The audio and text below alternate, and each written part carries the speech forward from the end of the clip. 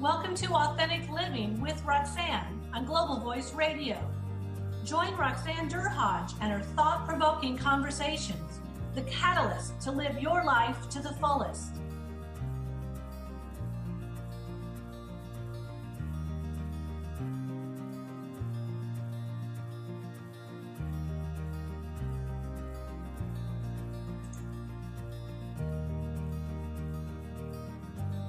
Hi everyone, it's Roxanne Derhodge. So nice of you to join me again with Authentic Living with Roxanne.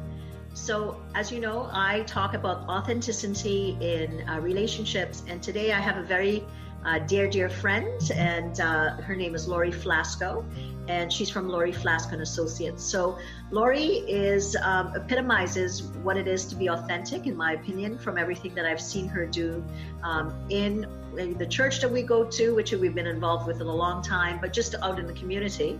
So I'm going to tell you a little bit about Laurie, and Laurie's going to fill in the blanks. So welcome, Laurie. Well, thank you, Roxanne. Thanks for having me. Okay, so I'm going to touch the high points of Laurie, and then Laurie's going to tell you a little bit more. So Laurie is the owner of Laurie Flasko and Associates, and she has been working as a professional coach, trainer, and in the expertise of customer services for well over 20 years, so along with leadership development and team building. She began her career as part of the pre-opening team at Casino Niagara, a couple minutes down the street from me here. She is a graduate of Royal Road's executive coaching program. You're a certified trainer, training designer, and a facilitator, background in human resources, and you're a faculty member of Leadership USA, which you've been involved with for a long time. So Laurie, that's kind of, is there any other things that I think you should be highlighted? I kind of took certain things off your bio. No, I think that's good. I work with a wide range of organizations, from hospitality to manufacturing, utilities. So it's been a great career, and I really like to help organizations create good results and get them to the best place where they need to. So you know what? Tell me a little bit about, you've been in the field of coaching and training for 20 years. That's a long time. So tell me what kind of got you wanting to get into this field, and kind of I think I know a little bit of the back history, but tell me more, and the people that are listening, so that they understand how you entered the field. Well, you know what? Some things just happen, right, Roxanne? I worked in hospitality when I was a kid. I ended up working for the federal government for about 13 years, and left during some downsizing time. And I went on to open up the casino, the first casino in Ontario, which was really fun. And it was an amazing learning experience. And I say I learned like 10 years of experience in a 2-year period.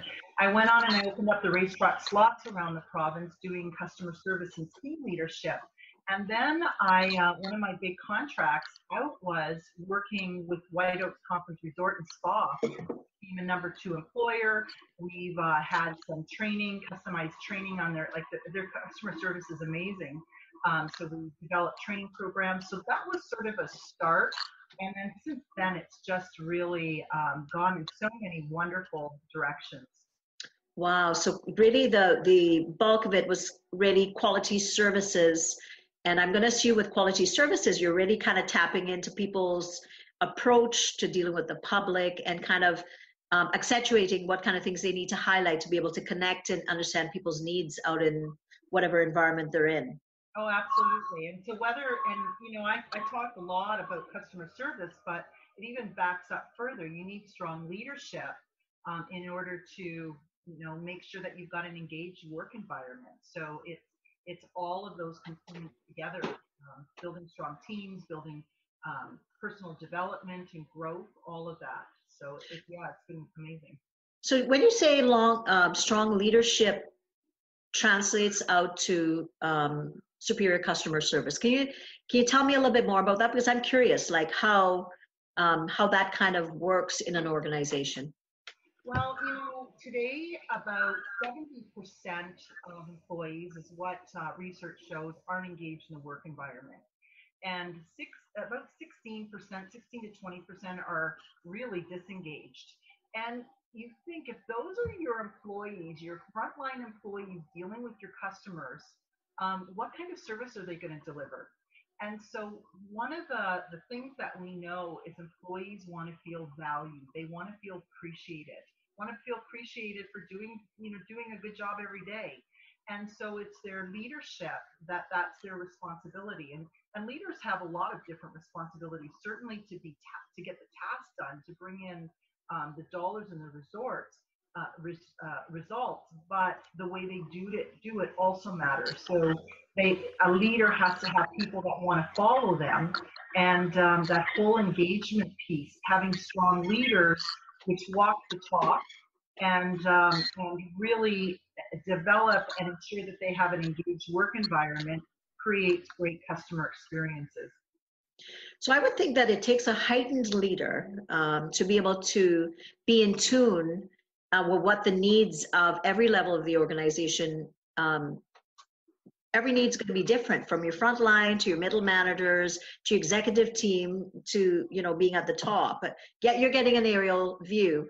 And sometimes I've heard about this complaint, and maybe you obviously you wouldn't have had experience with this, that people sometimes, when they don't have effective leaders, are afraid to filter up the information to the CEO floor for fear of how it's going to be received. Do you find that people kind of are reserved with how or what they share with CEOs, maybe CEOs that are connected versus CEOs that aren't?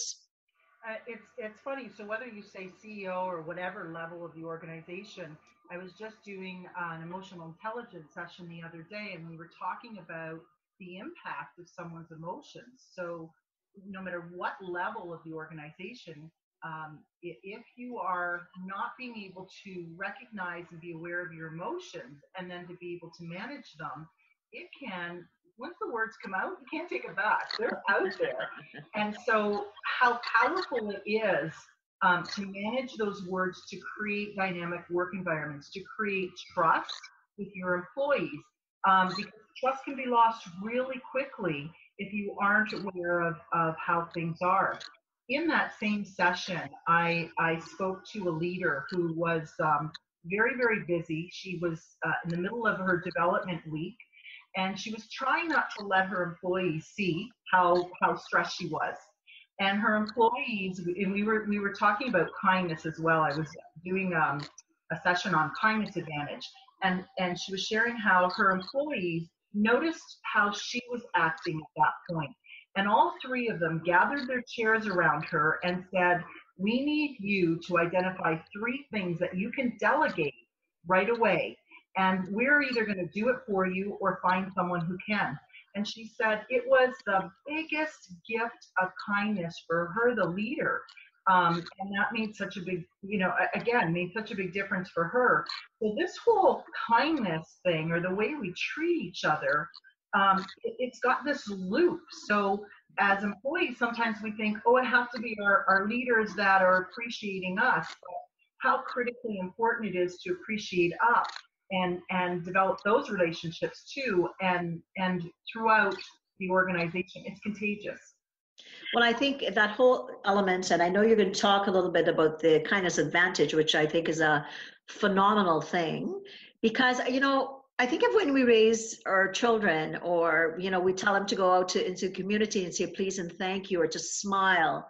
These are some basic things that I know I do with my son, and I'm sure you did it with your daughter and continue to do it, even though she's an adult. But it's basic things. I think when we get into an organization, sometimes we think that the leader is supposed to be a certain way, and we don't kind of think about our role as, say, the employee. But I think it is a reciprocal thing. But culturally, if you have leadership that understands this and filters it out in different touch points, so, the Gottman Institute, I don't know if you know much about them, but they talk a lot about couples, for instance, but it translates out into relationships of touch points, right? So that In fact, if you get five positives, you can handle one critical or constructive criticism. But if you kind of don't get that 5-to-1 ratio, what happens is if you are my supervisor and you're coming down the corridor heading towards my office, and the last time you came down or had a touch point with me was around giving me feedback that was less than positive, I'm going to have a visceral reaction to, oh, here comes my supervisor, versus if someone is continually trying to understand what's happening with you on an ongoing basis. So I can see how that makes a difference. Absolutely. It just jumping on that research. So 5 acts of kindness in a marriage, they say, shows it's going to be a positive marriage, 1-to-1 cascade to divorce. But along with what you're saying, certainly 5-to-1. But when you look at the top performers, they typically get 6-to-1. And so if you think of the bottom, whether, and I don't even want to say the bottom, but the average sometimes doesn't even get 1-to-1. So if the top performers are 6-to-1, what do you need to do in order to engage those other employees that aren't getting what they need, which is kind of, again, that whole cycle, right, Roxanne? Well, absolutely. And what we know, like from my consulting background, right? So like, for instance, in employee assistance programs, which is where for psychological health and wellness, let's say the benchmark for hospitals, for instance, are 15% of people would come for services in any way that keeps them away from work, right? So those are the people that know, I need to talk to somebody. But what they found research-wise is within those organizations, Laurie, it's 20% of the people that go on to short-term disability. Those are the people that aren't engaged at all. They're not even aware to say, having a difficulty, say in, because I'm stressed because my mom's not well or whatever, to maybe go seek some assistance. So they're unaware that they're unaware. And they're kind of going on and kind of, dealing with a lot of things. And those are the people that eventually impact, the health of an organization, because year after year, if they're not getting assistance and not getting support, then those are the ones that cost organizations the most money, unfortunately. Mm-hmm. So those touch points are very, very, very important, because you never know what someone is going through, right? And oftentimes what we know, it's generally not work related. It's often related to something else outside of the workplace. Mm-hmm. Mm-hmm. So tell me more about the kindness advantage, because I think that plays in, when you say customer service, which is where you started, I think this kindness advantage really takes it up another level and talks about, gentleness and being good to others. So tell the listeners a little bit more about it. Well, it's funny. I had originally when I had this concept, I had a hard time in my head merging the two. I had co-written a book with my co-author, Julie Christensen, a number of years ago, called Bullying is Not a Game of Parent Survival Guide, when my daughter had been bullied and experienced bullying. And we went through an incredible journey and wanted to make sure that parents knew how to deal with mental health in schools and all of that. Well, I spoke about bullying for a number of years to, parents, teachers, students, and it's a really hard subject. And it wasn't until I had a moment where I met someone that a couple of years prior, where I had met her during a presentation, and she said to me that day, she looked at me and she said, "I want to thank you." And I said, and I'm thinking she wants to thank me because afterwards we talked about, her being bullied and how she became a bully, and she wanted to make changes in the school. So I was expecting that was the thanks. And she said to me, "I want to thank you because you told me I was beautiful, and no one else had ever done that before." And I'll tell you, Roxanne, that blew me away, because first of all, I didn't remember it. And 2 years later, that's what this girl remembered, was such a small, in my mind, small comment, an authentic comment, as you talked about. But that made a huge difference for her. And I thought, at that moment, it's not bullying I need to talk about, it's kindness, and how just those amazing simple kindness can make comments or smiles and sometimes acts can make a difference in somebody's life, because you never know what people are going through. And whether you're a leader, whether you're a coworker, kindness can certainly be difficult, it can be tough, but when you're deliberate about it, it not only changes the other person, which you might never know what the impact is, but there's also so much research that it changes you. And I can tell you that from my own personal practice, it has a big impact on whether it's mood, whether it's, as you said, the feeling of love that we give to other people, the compassion. There's so many amazing happiness results of intentional, deliberate, and certainly not to eliminate the spontaneous kindness too. It's just been a huge benefit and gift to people. And I think, after being in the corporate sector for a lot of years, and I know you've been too, things can get, busy and tiring, and, we have deadlines and projections and all that stuff. And everybody gets tense and stressed. And, I'm sure you would agree. And I think of a situation I was in, and I'll give you an example of this. So I was in a corporate situation, and it was tough. There was, mergers, acquisitions, how it goes. It's, it's like the tumble that happens in corporate. And I was part of a team, and clearly, there was a lot of change, and most people didn't know what was happening, and most people were stressed, they were working more, and all those things. And I was part of one team that was going through major change. And I'll never forget, because these are the moments that you remember, right? And everybody's like barely holding on by their fingernails, right? They're like stressed, and we have to get it done, and we have to do so much more with so much less, and blah, blah, blah. And my supervisor was the opposite of kind, not just to me, but to most of the people on the team. And I think the stress had gotten to her so at such a profound level that it really became kind of unbearable for most of the team to deal with. And long story short, that situation ended for me, it ended for her. And let's say 2 months later, 6 months later, I run into her, and she comes over to me, and I'm at a corporate situation, and she says to me, I just want to let you know that was the toughest time in my life. And I said, so she says, forgive me, because I didn't know what to do, and I just wanted to let you know that after you left, I had to take a leave of absence.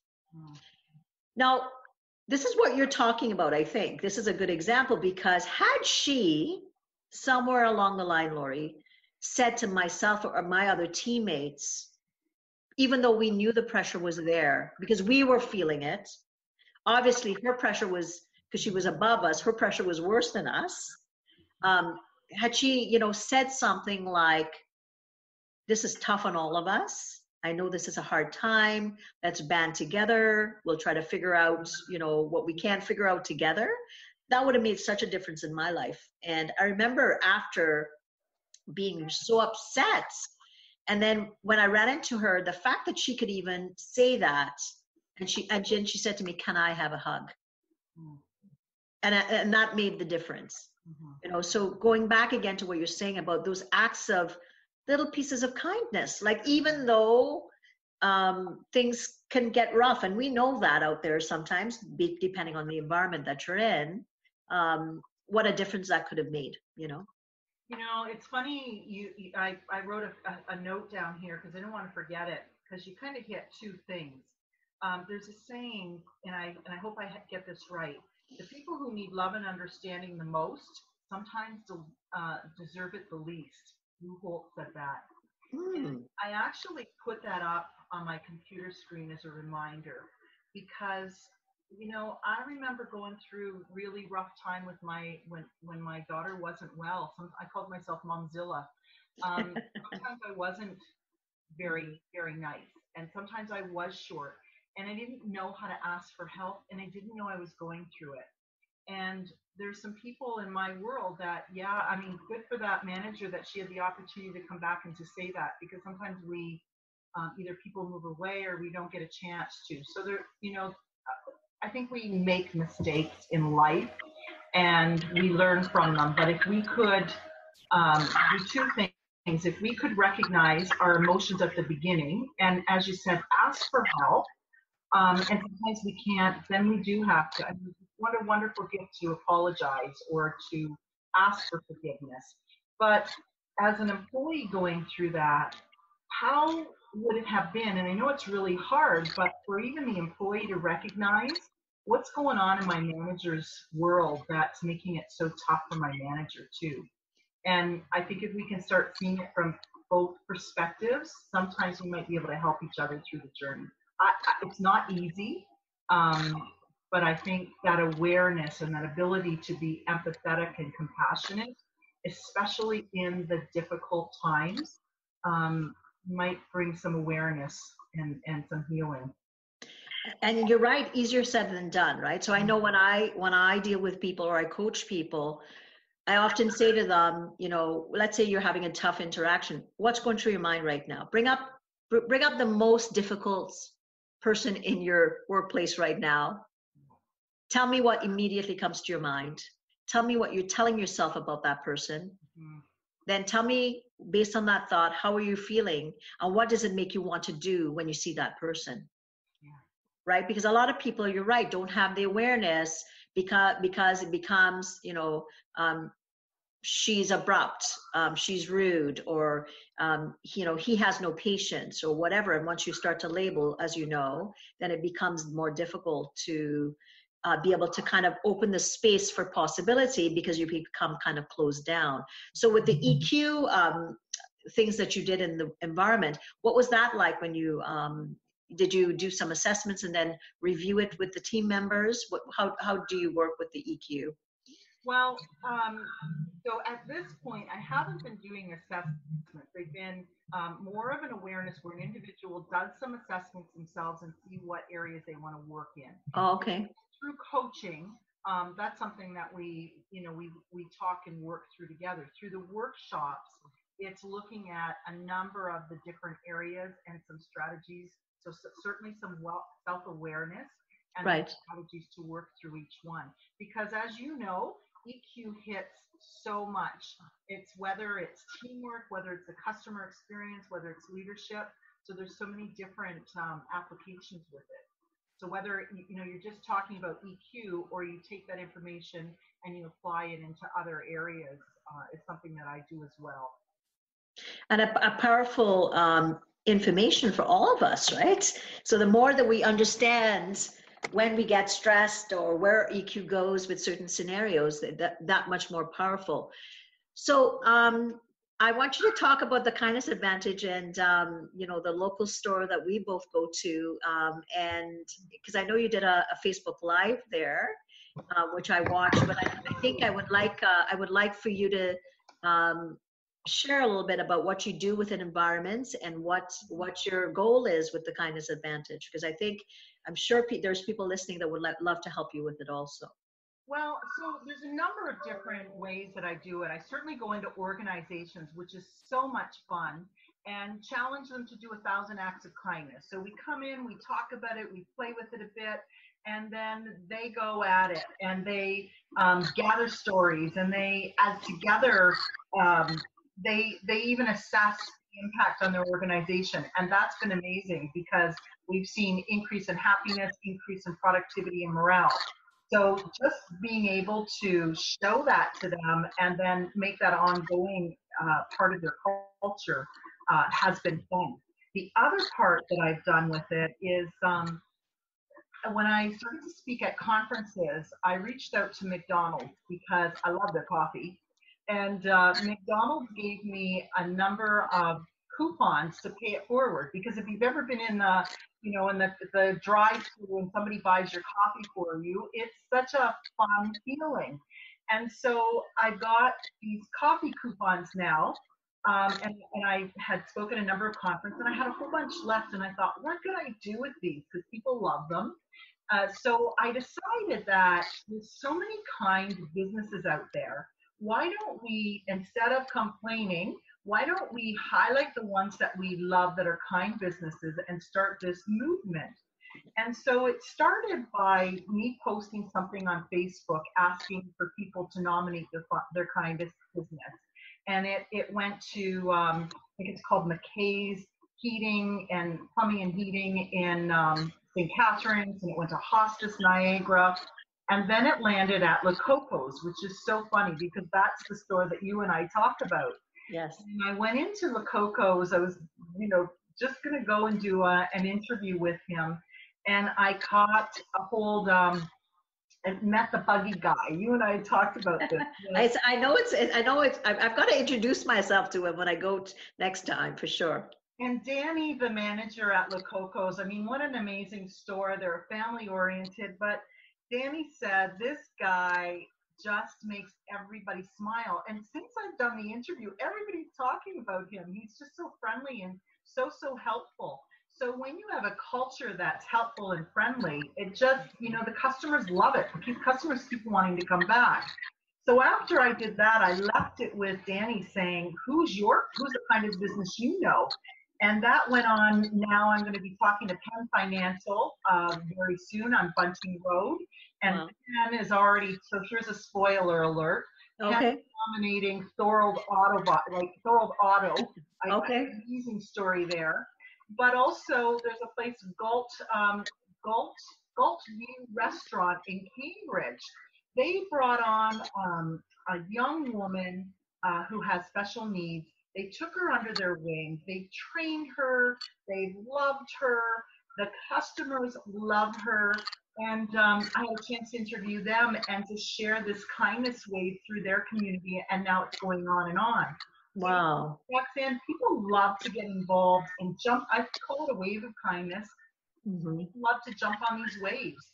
And how cool would that be if people started just to recognize, rather than focus on things that aren't right, because there's a lot of them right now, but why not focus on the so many more things that are positive and kind in our environment, just so that we keep going, and they're already here, but it just inspires other people and it feels good. Absolutely. And think about it, Laurie, we all have to work, we all have to live in communities, and it's nice to feel good. Like, I mean, when you walk into somewhere, church, we expect it, but why not other places, right? It shouldn't be on a particular day between a certain time. And have you ever heard about the water project, where this Japanese researcher talks to water? And you should look into. Does it change the format of the water? So absolutely. And when it's negative energy, and he would talk to the water and tell it, you're stupid, you're no good, blah blah blah. And then he would, he did another part where he just said nice, kind things. Mm-hmm. It's amazing. You need to, if you haven't seen it, I want you to go look at it, because this is perfect for what you're talking about. Because what are we made of? 95% water. Well, let me tell you, I don't think, oh, you can't see this. This is too bad. Okay, I can't see it. Can you see it? No. It says, you're awesome. So I have to tell you, this past summer, I did an experiment. I did 56 days of kindness prior to my birthday, and I invited my friends to help me out to get 1,000 acts.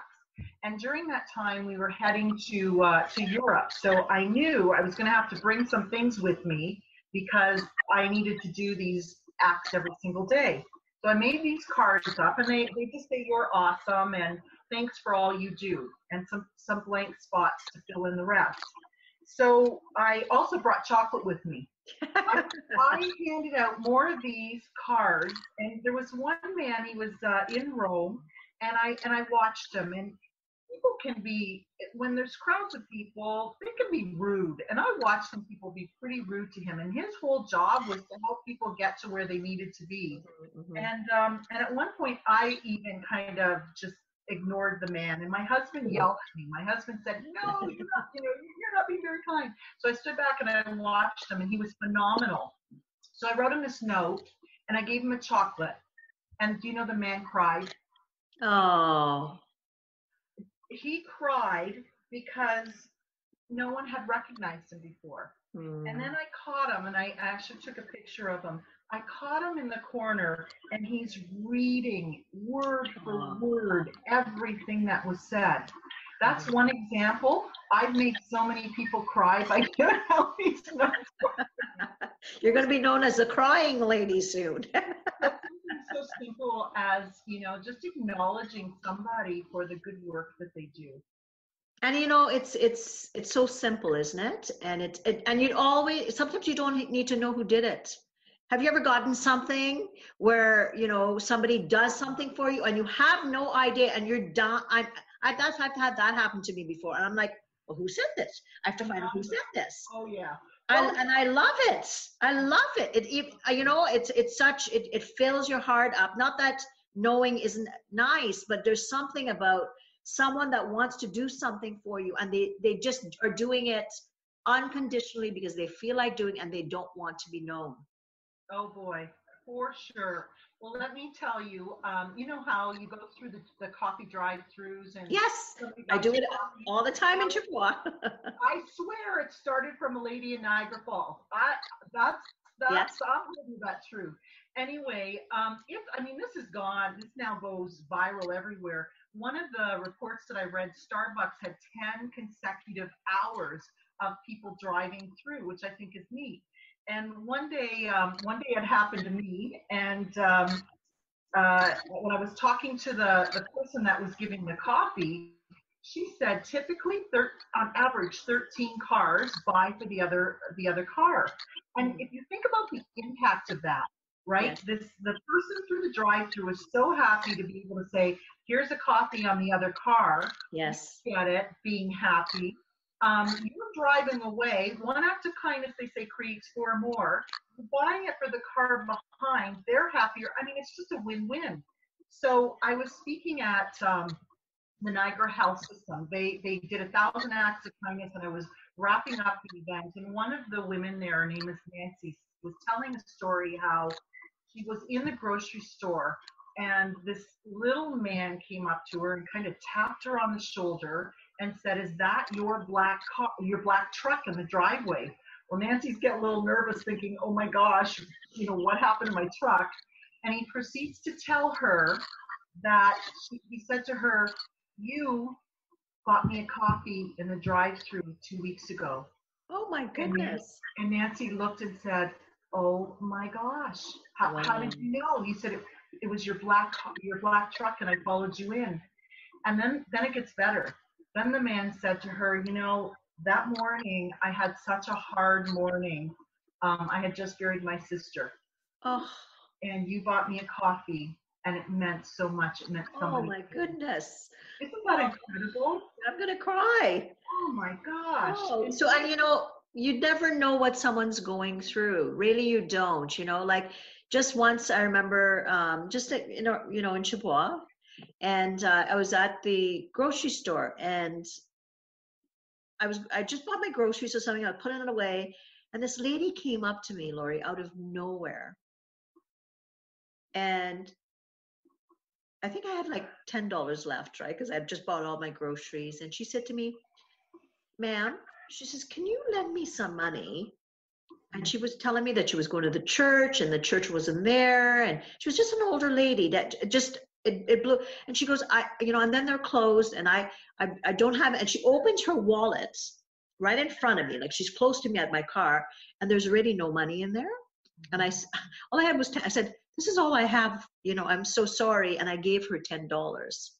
And I'm like, it felt like, I don't know, it felt different, but I was like, I was so glad that I had, $10 to give. But sometimes you never know, like, it could be something so small, and we impact people all the time, and we may not be aware that both good and bad. Well, and we make judgments about people, right? Why their life is the way they are, why this. And I just figure it's not my job to judge somebody's Mhm. hungry. And Susan Vendetti is an amazing woman in our community, and she's at Start Me Up Niagara, and she taught me that lesson. Mhm. Our role isn't to judge, and we Yes. don't know. And a good friend of mine, her daughter was living on the streets at one point, and she would just pray that people would be kind enough to help her daughter Mhm. when she needed it. So we don't know. We don't know what got people in positions, and it doesn't matter, Roxanne. When somebody's hungry or they need something and they're asking for it, you know. And you know, I've done, I used to have a satellite office at Project Share when I Mm, worked with trauma.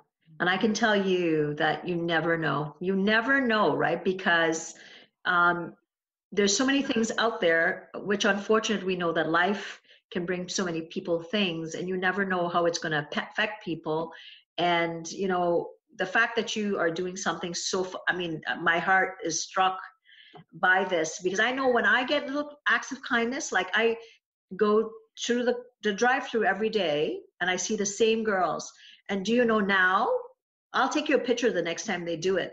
They'll put rocks with a heart, yeah. or they'll put like a smiley face and have a good one. They Yeah. take the time.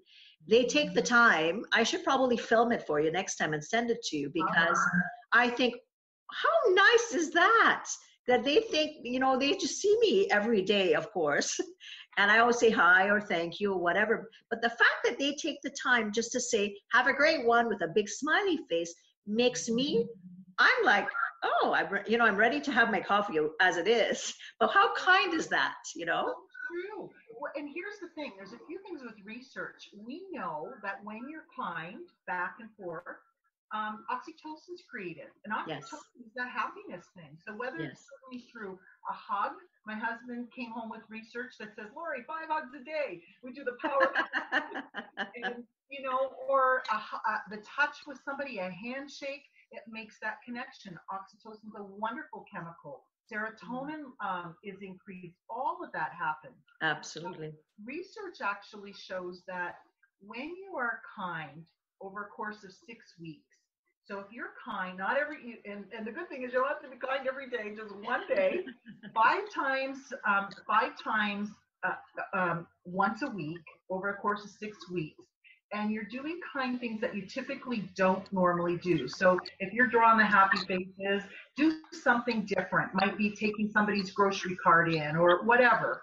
And you will see a boost in your happiness. And my research, when I did the 56 days of kindness, people's kindness not only, or happiness not only increased, but they also started to see the world differently. And they Mhm. started to notice kindness everywhere. Yes. So there's so many health benefits. We know that people who are suffering with loneliness right now are actually at a greater elevated risk or higher than smoking for death, smoking and obesity. So, Wow. you look at, we're in a world where people are craving kindness. And Mhm. as you said, right, that happy face made you feel so good, and it made your day. The guy at La Coco's who just took the time to be so kind, right, to you, you remember him, and it's a warm feeling that we need more of. And I think, really highlighting those people like you're doing because, I have, and what it makes you think about is, you get so struck when somebody does it to you that it makes you realize, wow, like the world is a phenomenal place, right? And and it's whatever you're right, you're cultivated in your mind, and then you start to see the world through a different lens. Yes, there's lots in the world, we all know that, and there's lots of things that come up for us, but taking the breath to enjoy something like that, with us in our on our bodies. I don't know if you know much about mirror neurons, but the fact the fact that you're kind, and maybe you meet somebody not so kind, what you do is you actually, after a while, they start to mimic your mirror neurons that's maybe more positive. And then think about if you're doing that we have those little invisible things going on in the world. Are we not doing a great thing in the world? You've got it. Absolutely. And one of the things along with that too is just even thinking kind thoughts about someone. So there's a lot of research that shows right now, we know meditation's good, but the love kindness meditation is actually the one where it changes and strengthens our vagus nerve.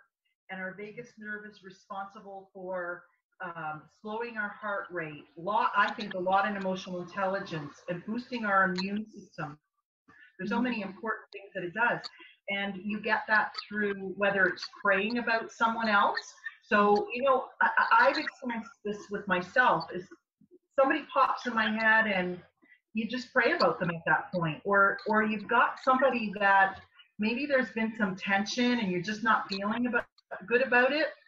Whether you're meditating about that person positively or praying or thinking, it changes me in the way I think. So I want to believe, and maybe you have research about this, that those thoughts also change the other person. I mean, I don't know the scientific basis behind it, but I really do believe that. So yeah. And I think there is a lot of neuroscience that is saying that when, like, for instance, myself as a psychotherapist, I can see people change after a while, Laurie, from, let's say they come in and they're sad or they're disconnected. After about, say, 5 to 6 to 8 sessions, you can see a shift in them. I can feel it in my heart and in my tummy, because all I'm doing is being kind, and saying to them, you are okay just the way you are. Not by just even sitting in the same room with them and saying, yes, these things have happened, whatever it is, but you're okay. You're one of a kind. You're special. And sometimes that's all, that we need out there, like you said, in the world, to be able to give back. Whether, I often hear, and I don't know if you've heard that, a smile is like a big warm hug. Oh yeah. Right? When you're walking somebody, how much does it take just to smile at them? Even if it doesn't have to be a full smile, even just an acknowledgement to say, hey, how are you doing? Nice to meet you, kind of thing. So I love this, Laurie. I think it's going to make such a difference out there in the world. Now, I want you to, if there's anything, last thoughts you have, I want you to tell everyone where they can reach you. I know you have an event coming up. Absolutely, I would like you to share it with everyone. I will provide the link when I send this out, so they can also go to check out the event that you're going to tell them about. So I'm still learning this whole social media. Laurie Flasko and Associates is my Facebook. I just learned I've got starting to do some things on YouTube, and I need some followers. So I got 25 now. I need up to 100, Roxanne. So that's all right. Well, I'm gonna go join right as soon as I hang up with you, and that's great. And I have an event coming up on April 25th. I have two partners, Sarah McVanel-Viney and Carolyn Davidson, and we are recognizing the great work that administrative professionals do. So it's Administrative Day in April 25th. And, there's a lot of admin professionals. It doesn't have to be your title, but anyone who works and supports an organization. And we're looking at the kindness advantage and recognizing your greatness. Also looking at DISC, which is a way of getting along using personality in the workplace. So that'll be a fun event in St. Catharines at Johnny Rocco's. Okay, awesome. Well, thank you so much. Always a pleasure spending time with you.